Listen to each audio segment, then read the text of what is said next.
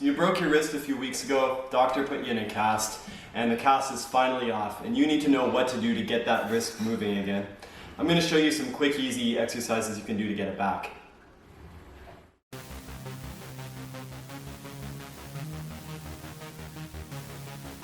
Before we get going, I highly recommend you guys subscribe to Riley Rehab because I make videos every single week to make you the expert of your own body, help you get your injuries under control.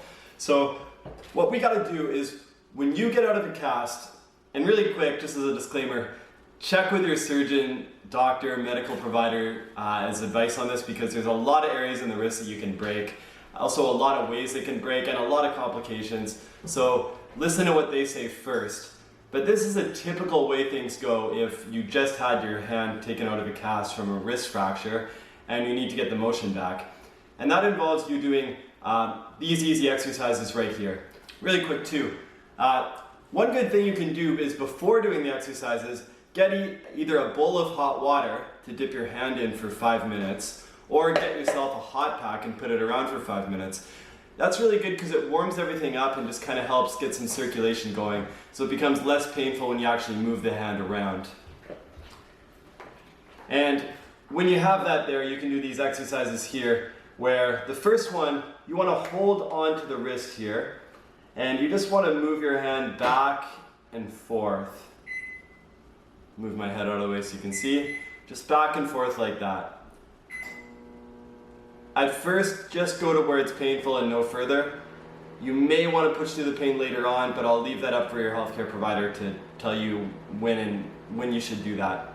But in general, you're just going back, trying to get the range of motion back that way. Start with 3 sets of 10, do that every single day, and then do more if it feels right.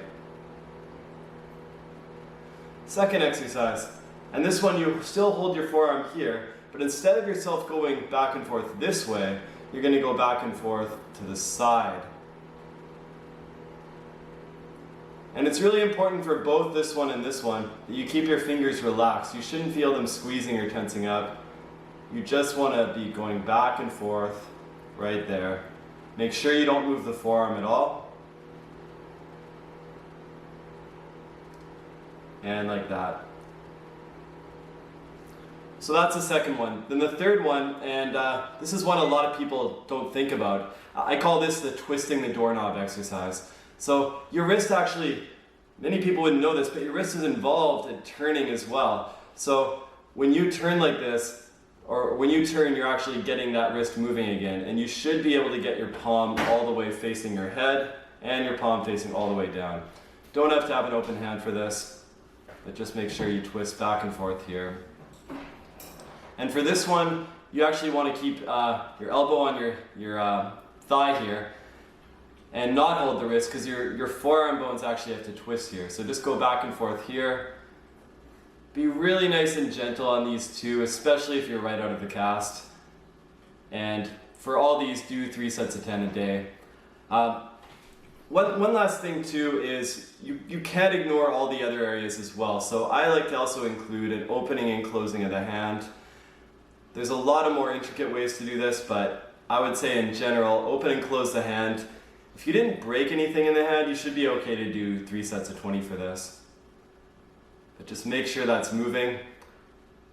And lastly too, don't forget about the rest of the arm, because often what happens is when you're in a cast, you can't move the arm, so you just don't even use it. And basically, if you don't use the shoulder, you don't use the elbow, there's a chance those guys can freeze up as well, even though they weren't injured in the first place. So you do want to get in the habit of just kind of reaching your arm up, maybe reaching to scratch your back a little bit, bending your elbow around a little bit, maybe even doing shoulder circles too, but still keep in mind the wrist there too.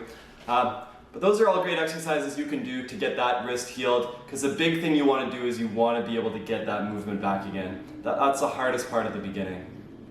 And one last thing, or actually 2 last things. Number 1, subscribe to my channel because I'm going to be making some more content on this topic and on many more. But number 2, at the end, you can also have an ice pack close by with you or a bucket of cold water.